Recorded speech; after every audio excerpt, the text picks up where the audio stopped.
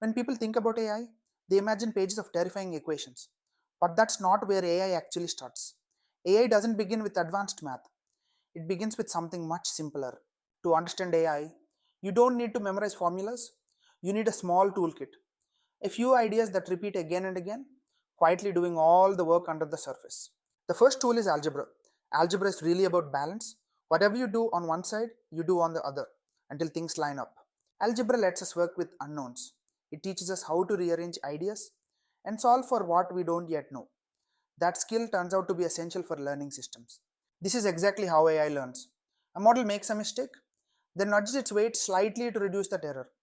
That simple adjustment loop, that's algebra in action. The second tool is functions. A function takes an input, applies a rule, and produces an output. No magic, just consistency. Graphs help us see functions. They show how outputs change as inputs change. Slopes tell us direction. Intercepts tell us starting points. AI models rely on this structure constantly. A neural network sounds complex, but it's really just many functions stacked together. Each one transforms the data a little until meaning starts to emerge. The third tool is summation. Summation is just a compact way to count many things at once. Instead of repeating yourself, you describe a pattern.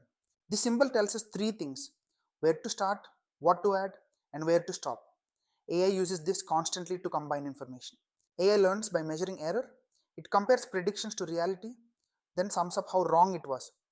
The total error becomes the signal for learning. Trigonometry isn't always required, but it's incredibly useful. It helps models understand angles, cycles, and rotations, especially in images and signals. At this point, your toolkit is complete.